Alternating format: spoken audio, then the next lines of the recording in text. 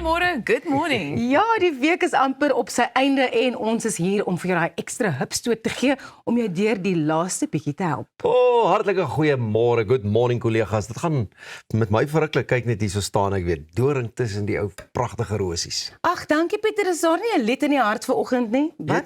Jy weet mos ek het altyd 'n hart, meer nou nog vanmôre. Elsa, ek wil sommer jorolariole.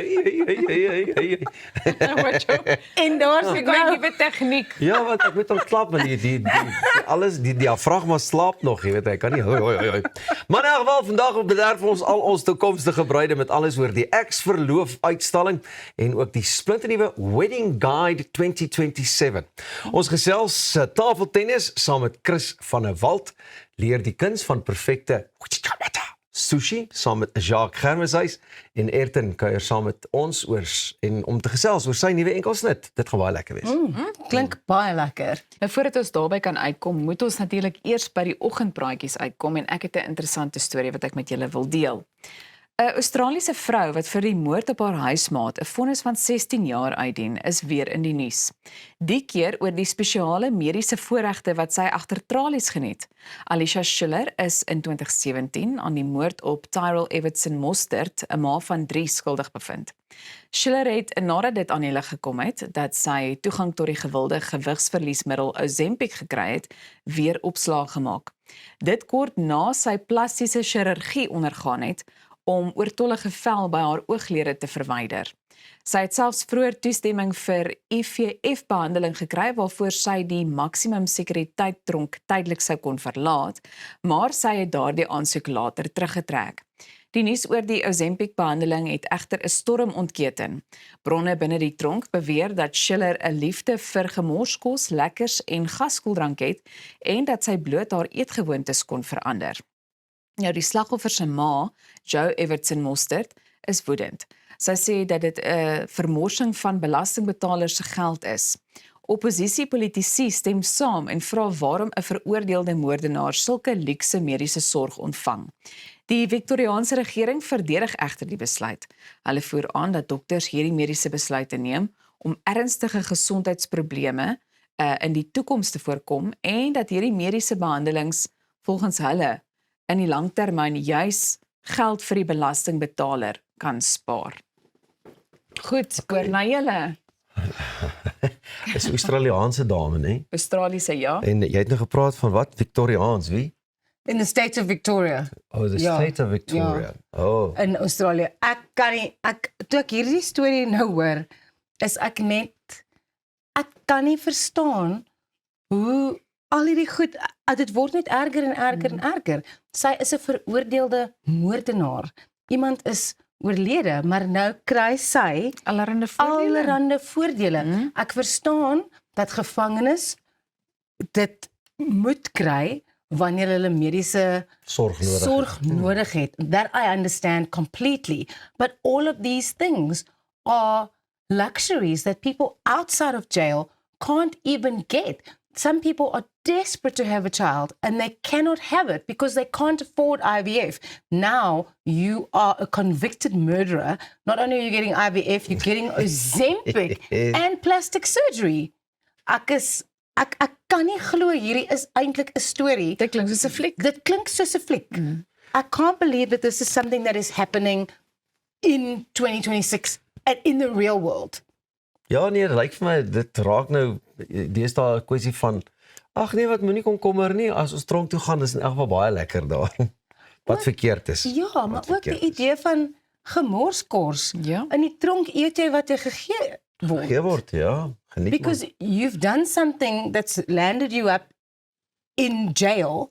So there are certain things and certain privileges that are revoked from you because you are a prisoner. Like, I don't understand. Waar kry sy al hierdie gemorskors en die gaskoeldrank en die lekkers? So, haar lewe het eintlik nie veel verander nie. Nee, wat? ek dink nie so nie. En ek dink net, waar trek mens die lyn dan vir, dit gaan eintlik die belastingbetaler geld spaar as sy nie oortollige gewig het nie, as sy nie... No, it's just, it's unacceptable to me. I think it's... Ek wil net sê, oom Pieter moet met hulle gaan gesels. ons minister. Dis dalk Hy 'n moet 'n goeie bietjie met idee. hulle gaan gesels en verduidelik hoe werk dit in ons tronke. En om jou af te sluit dalk hierdie storie nou spesifiek in die woorde van ons eie ras, absolutely not. Absolutely not. Kom ons gaan oor na iets wat bietjie meer positiefs is vir die tyd van die oggend. Navorsers het 'n nuwe soort living plastic ontwikkel wat sonder om 'n spoor van skadelike mikroplastiek agter te laat binne net 6 dae kan afbreek. Die materiaal bevat 'n spesiale bakterie wat onaktief is terwyl die plastiek gebruik word. Sodra die materiaal egter geaktiveer word, word die bakterie wakker en begin hulle ensieme vervaardig wat die plastiek stap vir stap tot sy basiese boustene afbreek. Hierdie bakterie is ingebou in 'n plastieksoort wat reeds algemeen vir 3D-drukwerk en mediese steke gebruik word. Onder normale omstandighede bly die plastiek sterk en duursaam, maar sodra dit met 'n spesiale voedingsoplossing in aanraking kom, begin die afbreekproses. Om te wys dat dit werk, het die span 'n draagbare sensor uit hierdie plastiek gemaak. Dit het perfek gewerk en toe binne 2 weke heeltemal verdwyn. Die navorsers hoop om hierdie tegnologie ook op ander plastieksoorte toe te pas, veral die wat ons vir eenmalige verpakking gebruik. Hierdie is so 'n fantastiese storie want mens hoor oor hoe plastiek net op rommelhope beland of selfs in oseane en al die see diere wat daaraan verstik of dalk doodgaan omdat hulle dit deeltyd net inneem. So I think the story is so positive and I hope that it's going to be something that can be more widely used. Ek stem saam en ek dink bewusmaking, weer eens kom ek terug na bewusmaking toe in die verband en ek sou hoop dat so iets, jy weet, wat noem hulle dit, soos 'n sneeubal effek Ja. op die einde van die dag het, dat dit soveel meer mense inspireer om wel daai soort plastiek te gebruik of dan nou aan te skaf, maar dat dit net 'n algemene ding wêreldwyd sal word. Ja, Ek is verbaas oor die tegnologie daar agter. dit is, né? Ja, ek het nie gedink daar bestaan so iets nie, maar wel dan en al die slim mense, die ooms in die taand is met die dik brille, die baie penne in die sak en die wit jassies wat by dit uitgekom het. Dit is amazing en ja, ek sien nogal mense aanhits vir vervaardigers en so aan en jy weet die ouens wat al die plastiekprodukte nie net vervaardig nie, maar ook gebruik. Kry van dit. Dink jy plastiekvervaardigers moet verplig word om materiale te gebruik wat beter herwin kan word en wat meer omgewingsvriendelik is? Ek dink so. Ek dink dit is net tot voordeel van die omgewing. So hoekom nie? Dis, wat sê jy, Pieter? Ek stem 100% saam en ek dink ook nie. Dink jy daar's 'n koste-implikasie? Is daai tipe plastiek nou 'n bietjie duurder? Ja. Hier kom weer 'n price increase. Ja, maar dit is 'n goeie punt wat jy maak, want so 'n tipe tegnologie is natuurlik nou in 'n ontwikkelingsfase. So om dit nou uit te rol, gaan baie duur wees, maar oor die lang termyn gaan dit dalk beter wees vir die omgewing. So mense is maar nou hoopvol dat dit iets gaan wees wat bietjie wyer beskikbaar gaan wees en wat natuurlik beter vir die omgewing is. En miskien kan hulle meer navorsing doen om seker te maak dat daar nie 'n soort koste Ja, daar sê. impak dan nou is nie. Ja. Ontwikkel die ding so dat dit nog nie 'n koste-implikasie sal hê nie. Ja. Maar nee ja, Lekker storie. vir nou so min as moontlik plastiek, dan is dit nog beter. Maar nee ja, bly ingeskakel net hierna gesels ons oor daai bederfie spesiaal vir al ons verloofdes of toekomstige bruide, die ex-verloof uitstalling en meer. Hartlike goeiemôre en baie welkom hier saam met ons by Goeiemôre, Good Morning.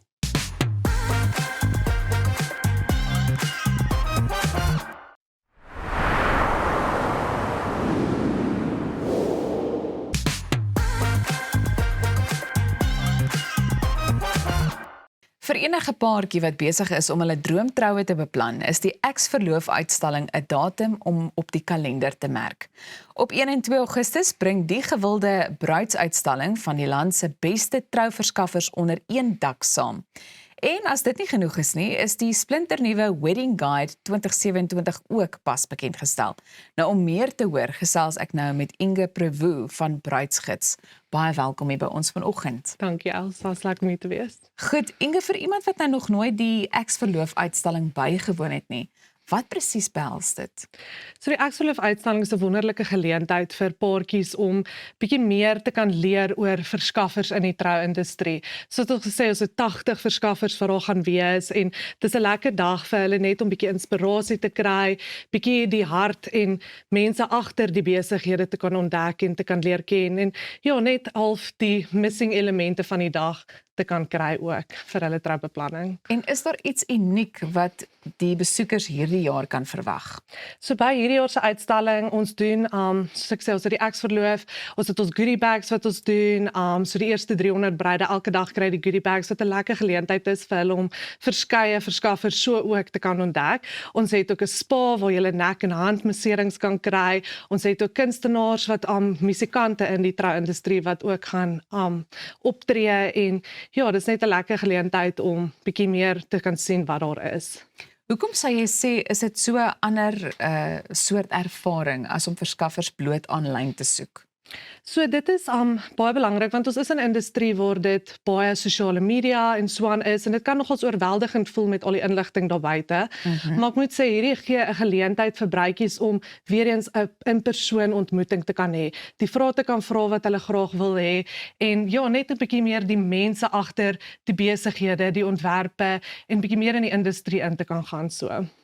Watter trouneigings sien julle vanjaar die meeste? Is daar miskien spesifieke style of temas wat 'n bietjie meer uitstaan? Ek moet nogal sê daar is baie temas daar buite, maar daar is 'n fyn neiging na meer individualistiese troues. Bruide wat meer hulle verhaal wil vertel en oordra en eerder meer die ervaring van hulle gaste uit te beleef eerder as om 'n groot troue te kan hê. So kleiner troues, meer intiem troues wat die verhaal van die paartjie eerder deel. Goed, het jy miskien enige wenke vir paartjies wat nou hierdie uitstalling wil bywoon? Jy weet, is dit miskien beter om met 'n plan daarop te daag? Ek sal sê ja, moet nou nie jou A tot Z heeltemal uitbeplan nie, want dit is hoekom hierdie exhibition daar is. Dit is 'n geleentheid vir jou om weer eens te kan sien wat is daar in die industrie en wat jy dalk benodig.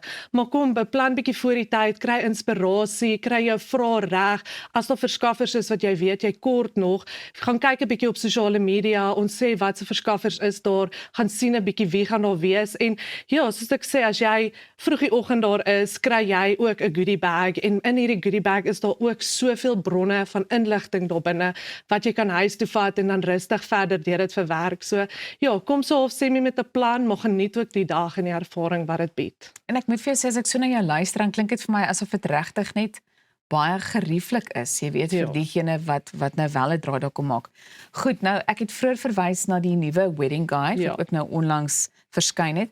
So vertel ons so 'n bietjie meer daarvan, van hierdie spesifieke uitgawe. Ja, so die wedding guide is regtig iets kosbaar. Dit is iets wat ons as 'n span so lank aan werk en so trots oor is. Hierdie is ons 21ste uitgawe wat ons uitbring van die wedding guide en ja, dit is 'n tydskrif net vol inspirasie, artikels, inligting en dit gee net ook daai nodige inligting daar buite vir bruide om te kan weet soos wat is die modeneigings, wat is die relevante verskaffers in hierdie tydperk. So ons is baie trots op hierdie wedding guide en ja, dit was net 'n wonderlike ervaring om dit saam te kon stel. Maar nou wil ek vir 'n oomblik stil staan by die voorblad, want Netjie Pretorius is op die voorblad. Waarom was sy die perfekte keuse gewees?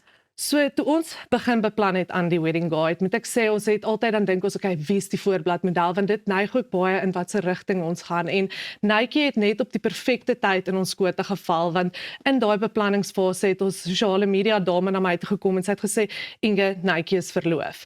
En ek soos dis hy no problem, ons het haar gekontak en sy het ingestem en dit is 'n wonderlike tyd want sy is tans 'n bruid besig om haar troue te beplan en dit het net baie relevant gevoel teenoor ons bruide wat nou in daai fase is en Netjie het net hierdie hoe kan ek dit sê bron van inspirasie boonbehalwe dat sy 'n wonderlike persoon was om mee te werk, 'n sprankelende net geaardheid wat sy het, was sy ook hierdie stunning persoon om haar storie te deel en dat bruide ook net kan relevant voel met haar goedjies. Sy het ook haar sosiale media vermaak vir mekaar, waar sy ook haar hele trou journey deel met bruide, so dit het net perfek gevoel om haar dan deel te hê van ons wedding guide tydskrif hierdie jaar. Nou, waarom sê jy is 'n gedrukte trou of bruidsgids liewer in vandag se tyd nog steeds waardevol terwyl jy weet mense 'n bietjie oorbeweeg na die aanlyn manier van dinge doen. Ja, so aanlyn en sosiale media is 'n wonderlike bron van inspirasie, maar Ja. 'n mens kan baie oorweldig voel met die inligting wat daar buite is. Waar die Trou-tydskrif is 'n gids wat jy het, waar jy kan rustig sit, waar jy waardevolle weer eens inligting kry, bronne, artikels, inspirasie. Ons het soveel inspirasie daar binne van editorial shoots wat ons doen om bietjie bruide te kan inspireer vir hulle troudag en boonbehalwe dat daar al hierdie inligting is wat waardevol is daarvoor, kry jy ook verskaffers wat jy weet hoe kan ek dit stel, verskaffers wat goed is en wat jy weet jy kan vertrou en half al klaar jou in 'n rigting inneig om te kan weet en ja, nie oorweldig kan voel met al die inligting wat daar buite is nie, maar te voel dit is daar by mekaar en jy kan rustig daardeur werk. So ek sal vir die tydskrif is nog steeds so 'n wonderlike manier om dit deel van jou troubeplanning te maak. En ek dink daai vertroue is so belangrik, jy Ja. weet wat jy daar uitsonder. Beslis. Nou, ek het 'n voeltjie oorvlei dat daar ook 'n begroting deel was van die vorige uitgawes.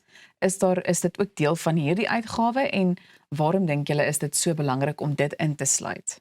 Ja, so ons het 'n begrotingsbeplanning wat baie, ek moet sê, dit vat baie tyd en ons doen soveel navorsing daaroor. Ons vra vir soveel verskaffers in die industrie oor dit. Wat sal hulle sê is belangrike goedjies om in ag te neem vir jou troue? Wat is die hoeveelhede wat jy moet in ag neem en dan hoeveel dit gaan kos? Want dit help ook bruidjies om te kan sien wat is die neiging daar buite. So dit gee hulle 'n geleentheid om te kan sien wat moet hulle budget daarvoor, hoe kan hulle dit beplan? Al daai goedjies net sodat hulle ook sien dat hulle nie uitgebuit word nie, maar dat hulle ook nie voel dat hulle met hierdie klein hoeveelheid eenkant sit daarvoor nie, maar dat hulle kan weet soos wat is hulle algeheel die troue en wat dit gaan kos en wat hulle kan hulle self net voorberei vir.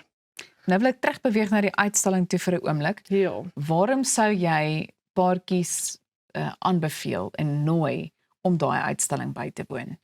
So ja, die Ek Verloof uitstalling weer eens, dit is 'n gesamentlike geleentheid waar soveel verskaffers in die industrie bymekaar kom, hulle deel hulle dienste, hulle produkte en die inligting wat hulle buite het en boonbehalwe dit het ons soveel kompetisies oor die naweek. Ons het ons skattejag kompetisie waar bruidjies kan kom registreer en dit help hulle want hulle kan sien presies wie is al die verskaffers wat daar gaan wees en hulle kan dan moontlik hulle troublomme en dekor wen. Ons het ook 'n kompetisie waar jy 'n trourok kan wen met Karen Couture, so dit is 'n lekker manier ook vir 'n bruidjie om net bietjie daar inspirasie te kry en moontlik haar trourok te kan wen. En ja, daar is 'n lunch special wat ons ook vir die mans het, so die mans kan hulle self ook geniet. Jy gaan plak hom net neer by Spur en dan kan hy homself geniet en ja, so dit is beslis ietsie wat lekker is en weer eens dan kan bruide die nodige inligting gaan kry wat daar is. Hulle kan gesels met die verskaffers, hulle kan leer oor die verskaffers, hulle kan die verskaffers se harte en ook net wie hulle is en wie in die besigheid en klaar daai verhouding bou, dat hulle weet dat hulle iemand het wat hulle kan vertrou en 'n pad saam kan stap tot hulle troudag. Goed, ons het 'n paar sekondes oor, maar waar kry ons meer inligting en kaartjies in die hande? So die Ek Verloof is 'n gratis exhibition, so jy hoef glad nie enige kaartjies te koop nie. Jy daag net op, jy kan jouself bring, jy kan jou man bring, jou vrou bring, jy kan jou vriendekring bring, jou ouers. So kom asseblief almal en jy sal meer inligting kry op ons webwerf. So dis Ek Verloof, daar het ons al die inligting wat nodig is, sowel as ons sosiale media voordele, ons sosiale media waar jy kan gaan kyk Ek Verloof en bietjie meer inligting kry oor wat se verskaffers daar gaan wees, wat se pryse daar gaan wees en wat jy alles kan verwag. Inge, baie dankie vir jou tyd vanoggend. Dankie, ek waardeer dit vreeslik baie. Goed, so bly ingeskakel want ons is net hierna terug by Goeiemôre. Good morning.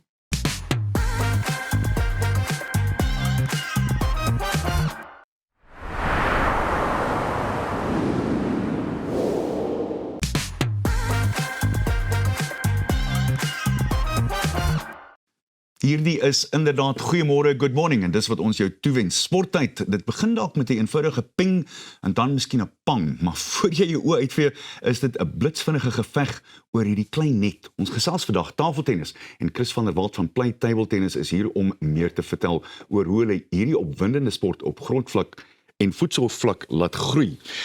Chris, welkom by ons, lekker om jou saam met ons te hê. Kom ons gesels gou-gou oor hoe tafeltennis lyk op hierdie stadium in Suid-Afrika. Gee my so 'n oorsig. Dankie Arnold. Ja, daar's altyd ruimte vir verbetering, maar ek dink tafeltennis oor die afgelope paar jaar het baie mooi opgetel. Daar is baie mense wat baie passievol is oor die sport en dan die moeite doen om iets te maak van die sport. Is die sport op 'n gesonde plek, dink jy?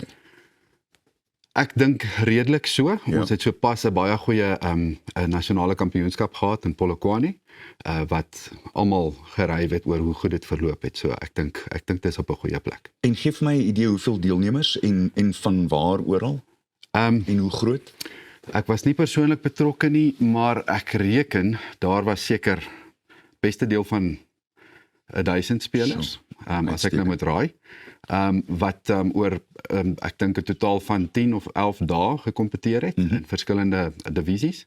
En ja, dis altyd die hoogtepunt van die jaar. En ons praat nou van op grondvlak. Hoe lyk dit daar? Want dit is heel duidelik waar mens die jonges wil hak in die sport, nie waar nie? Dis net so. En ek dink dit is waar play table tennis baie instrumenteel is of probeer wees. Want ek dink op grondvlak is daar met baie sporte, is daar vreeslik leemtes. Dis 'n moderne wêreld en mens kan nie dink dat dit wat jy 30 jaar terug gedoen het nog vandag gaan werk nie. Daar's te veel verskeidenheid vir mense om van te kies.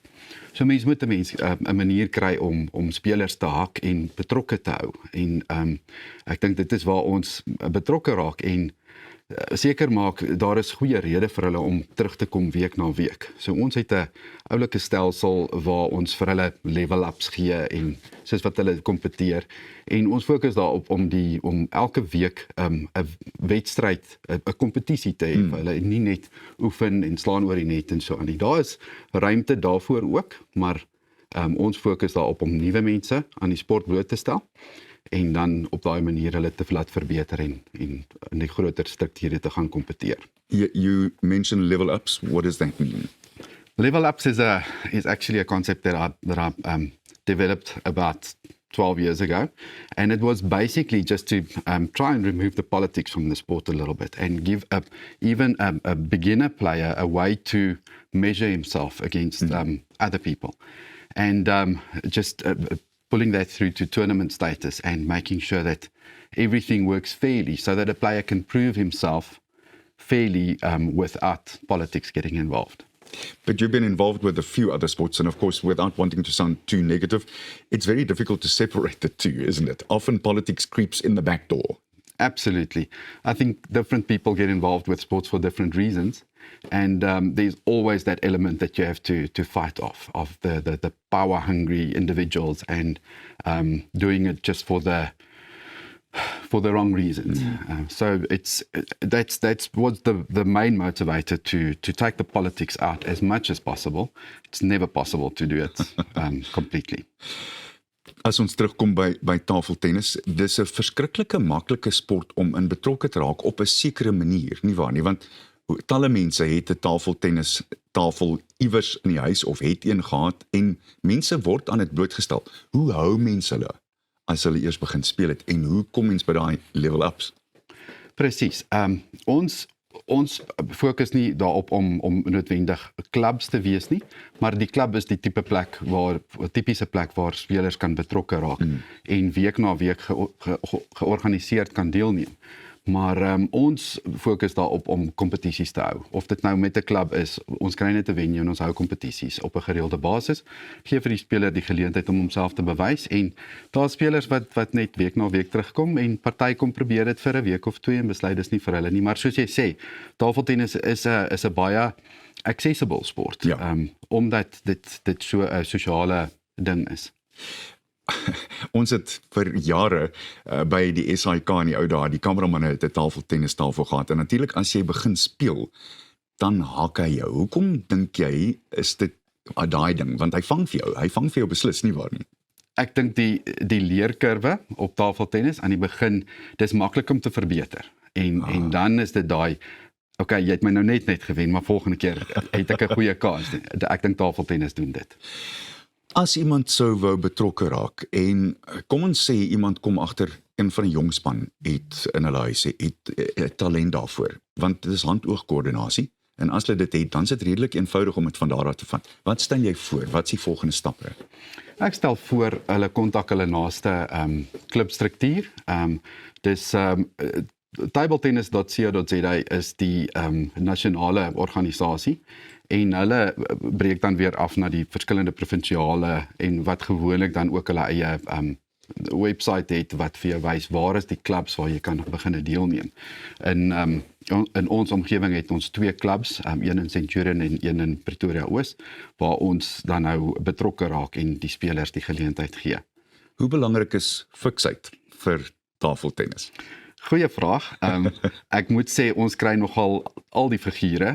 Natuurlik. Dit is En ek dink dis die lekker ding daarvan nie waar? Ja, absoluut. Dit is jy stap in en jy voel nie jy kompeteer hierso met top atlete nie, beroepsspelers nie.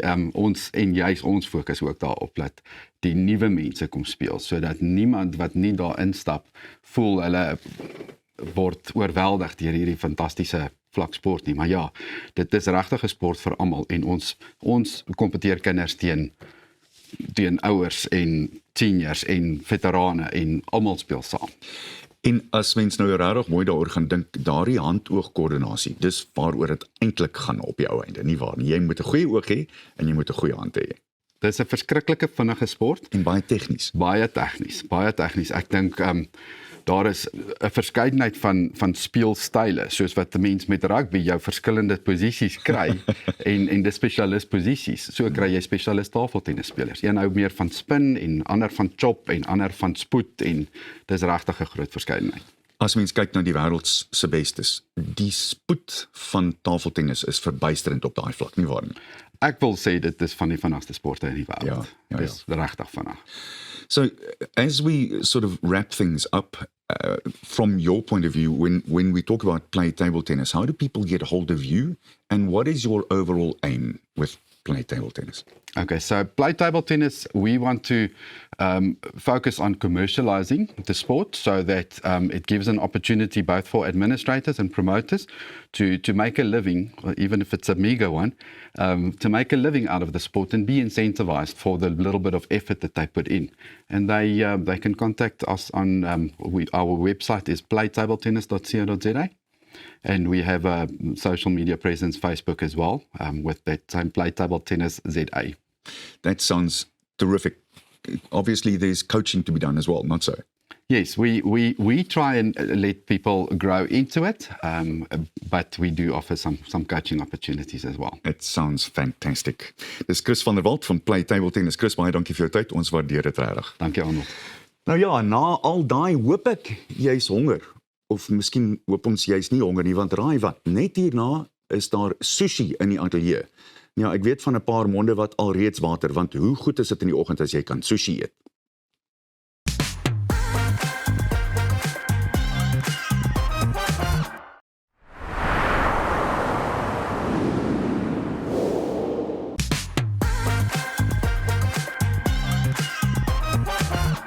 You're watching Goeiemorgen, Good Morning. Konnichiwa. Actually, I should have started the segment that way because we are talking all things sushi. Sushi has become a favorite all over the world, but how much do we really know about what goes into the making of the perfect roll? Today we are rolling up our sleeves and getting hands-on with Jacques Germeshuis, founder of Utsuri Sushi, as he takes us through the art of sushi making. Jacques, a warm welcome to Goeiemorgen, Good Morning. Good morning, Roxanne. Thank you so much for inviting me. So we are going to talk and cook and demo and stuff. So I just wanted to say, uit die staanspoor uit, die grootste faktor in sushi maak is skoon hande. So ek en Jacques het reeds ons hande gewas. So as we do this demo, just know our hands are very clean. Yes. Jacques, how did you get into the art of sushi making Okay. and food? So I've always loved cooking, and I ate a lot of sushi, Roxanne. I mean, I ate it to the point where it made me bankrupt. So I decided, listen, how's about learn how to do it yourself, and then you don't have to buy it. So I did that. I trained under an authentically trained sushi chef, Right. Miyamoto. So he's the only authentically trained one in South Africa. In Japan, you study for a minimum of 9 years. So that's hence why you see I say professional, Yes. not chef. I Yes. don't don the title of chef. Yes. I'm a professional. So yeah, I had a restaurant. In 2020, I opened my own restaurant. and hence I didn't have to buy sushi anymore. Amazing. So we are actually going to get stuck into making sushi. It's Yes. my very first time. Awesome. So you'll have to take me through the steps kind of bit by bit and we'll chat in between. But what is the thing that people kind of are the most surprised by the first time they make sushi? Definitely the textures. Yeah. The sushi textures, the rice and the nori, and also the method in which you cut. It's not a traditional. We have this sort of tendency of wanting to saw things when we Yes. cook in the kitchen. Yeah. Sushi cutting is a very fluid movement. It's a very quick movement. So that's also something that people are not used to. Okay, so let's Okay. get started. Awesome. What are we So- making today? So what we're going to do is we are going to make what we call uramaki. Ura meaning inside out maki, Okay. more commonly referred to as the California roll. All right. Okay, so remember maki? The nori's on the on outside. the outside. California, you've got your rice on the outside with your sesame seeds. So we're going to be making that. Okay. What you're going to need to get, you're going to need to get a nori sheet fast there, please, Roxanne. Okay. Okay. Here we go. Okay, awesome stuff. So if we look at the nori, we obviously can't be using this whole piece to make a roll. If we were to make it, it would be massive. We wouldn't be able to fit it on Right. a mouth. So what we're going to do is we're going to split the sheet in half. Okay. One piece for me One and piece, one piece for, for me. you. Okay, Great. awesome. The most important thing with sushi as well is when you're rolling, you must always bring your board as far back to the table as possible. Okay. So, So like mine this needs is to come perfect, even- awesome stuff. Okay. Look for 4 or 5 lines here, and we Oh, know we're on the wow. right sort of path. Okay. If you look at the sheet, Yeah. both sides, you've got a shiny side and you've got a rough side. Mm-hmm. We always apply the rice to the rough side. Okay. Okay. So what we're going to do, It's my rough side. we've got our little bowl in front of us, Roxanne, if you want to just Yes. see. There's a bit of water. The important thing is we need to dip our fingers because as the rice is going to stick to your hands. Okay. Okay. Then what we're going to Our do clean is hands. yes, our very very clean hands. And then what we're going to do is if you look at the sushi rice, you see it sticking together. Yes. And if my hands are not wet, it sticks. Yes. So we need to make sure that our hands are sufficiently wet. lubricated. What we're going to do is we're going to take our rice.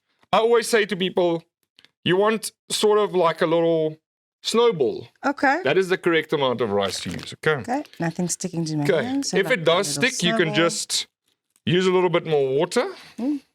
Okay. You see, I did take a little bit too little for this demonstration. Okay. But what we're going to do is we're just going to apply it onto our.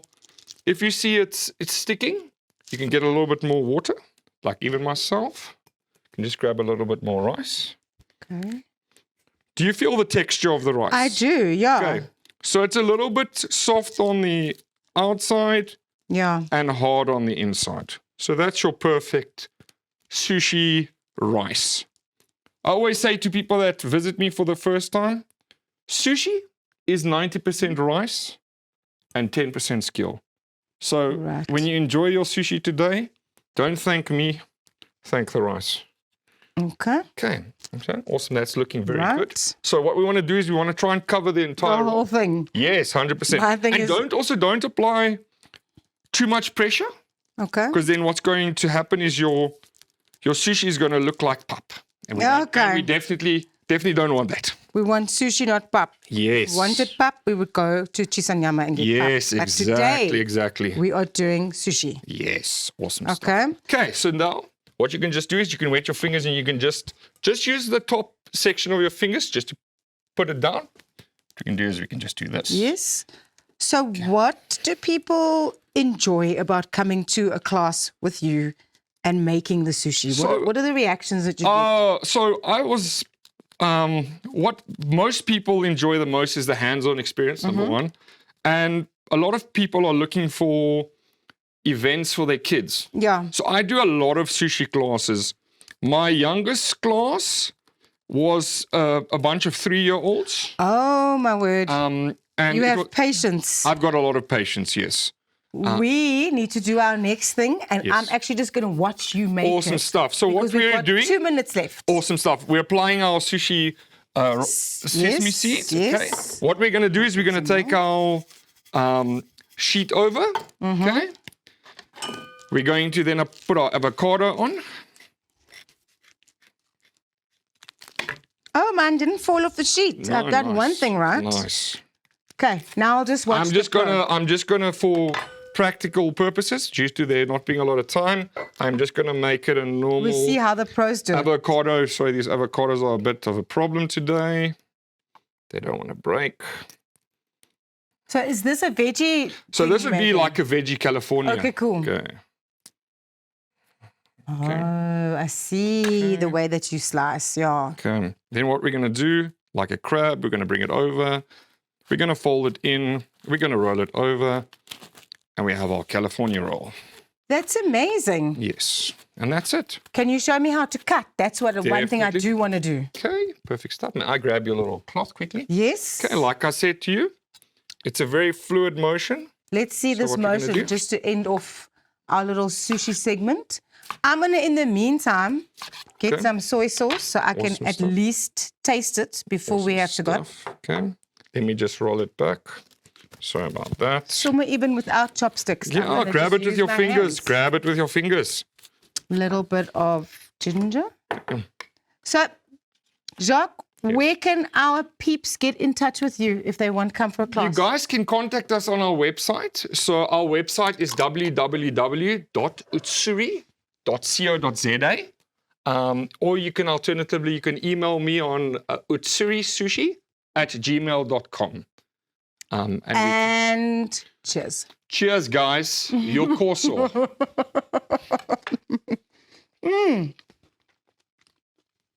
Perfection. I'll be right there. But the show's going on. Peter is going to be speaking to Ayrton about his brand new single. It's called Attention. I'm going to pay attention to the sushi while we're here. We'll be right back.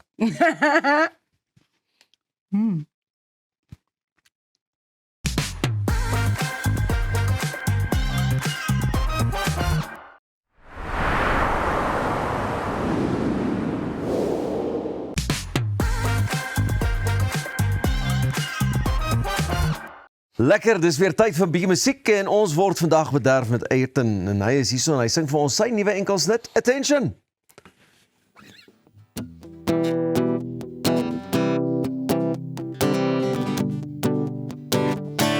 You're addicted to attention. I know you want it, seen it more than I can mention. You keep them coming, girl, you live for that obsession. That's all you wanted from me.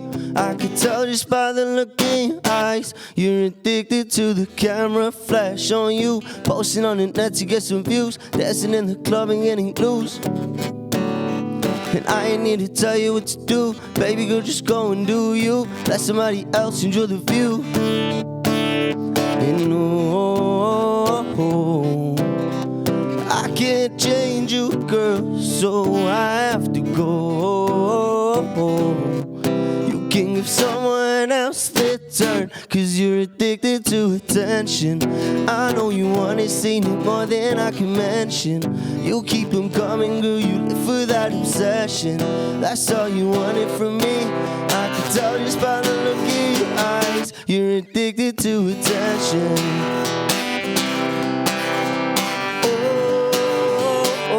You're addicted to attention.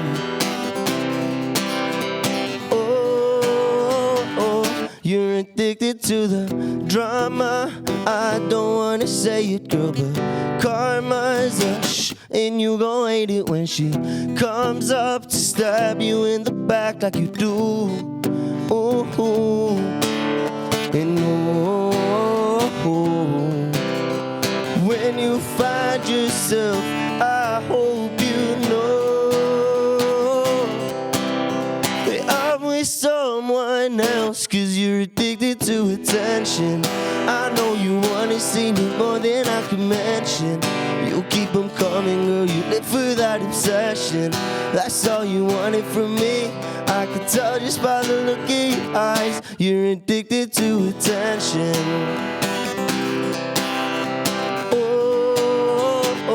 You're addicted to attention. You're addicted to attention. I know you wanna seen it more than I can mention. You keep them coming, girl, you live for that obsession. You got me grinding my teeth, got me dreaming things I shouldn't at night. You're addicted to attention. I know you wanna seen it more than I can mention. You keep them coming, girl, you live for that obsession. That's all you wanted from me, I can tell just by the look in your eyes. You're addicted to attention. Thank you guys. En jy het ons attention. Baie welkom man, en baie geluk ook met hierdie lekker nuwe sang. Baie dankie. Nee, dat is awesome. Dat is awesome. Waar die hele denkproses begin en hoe dit gebeur en terwyl jy nou gemaklik raak as jy die gitaar wil neersit en die mikrofoon staan er 'n bietjie daar weg wil skuif, ons het jou daar almal opgeskuif om weghaal het ons. Kan ek maar mag ek? Ja, skuif hom so dan. Kan daar sy lekker. Luister, sê vir my gou waar het dit alles begin? Wel ek het so kom ons sê so 4-5 jaar terug toe besluit ek om die musiek bietjie ernstig te vat. Ek het nog altyd van 'n kind af kind of die passie gehad daarvoor, jy weet, soos om my sissies, boeties en vriende soos cartoons kyk, maar ek wil MK kyk, ek wil musiek luister en jy weet ja, so dis al 'n paar jaar wat ek dit push. Jy so 'n bietjie die ding doen en die craft aanvat. En hierdie liedjie dit gaan ook baie oor mense wat nou net daai aandag soek oor die eksterne wat jy weet gesien en gewaardeer moet word, goeters. Hoe die hele skryfproses van die liedjie begin? Ja, dis pretty, maar ek dink ons almal ken at least een persoon wat soos hulle love aandag, whether it op social media is of as hulle uit is of whatever. So dit was kind of maar net die prentjie wat ek wou jy weet, die hele idee vir die song is maar net om my image van 'n persoon te paint van you're addicted to attention. Jy sien. Ja, dis lyk vir my daai kere wat ons ook, jy weet as jy nou al 'n bietjie oud getroud is of lank getroud is soos ek, dan sit jy daar in die winkelsentrums terwyl jy 'n vrou dan sien julle so verbykom en so het jy ook seker al opgetel, né? Ja, natuurlik. Daai enetjie sal daar van nou, die enetjie. Jy kan dit sien, jy kan dit gewoonlik sien. Hoor hierdie liedjie is natuurlik ook deel van 'n EP wat jy het, Gemini. Yes, it's my debut EP, jou eerste en super exciting. Charles het al 4 tracks produced op die EP. En die lekker gedeelte is nie genre specific nie, so elke song op die EP het sy eie genre, ons het bietjie afro-pop, ons het country pop, ons het pop rock en so 'n bietjie hip-hop, so 'n bietjie van alles. Is dit ook bloot omdat jy ook self nog besluit watter een is vir jou die lekkerste genre? Die pop feature definitief like it vir my. Ja, vir my is dit soos, as ek skryf, fokus ek nie altyd op die genre nie, ek love net musiek skryf, so sometimes ons het 'n hip-hop track wat ek skryf, ander kere is dit 'n emotional country pop song of ietsie. En wat begin vir jou eerste? Is dit die musiek of die liriek?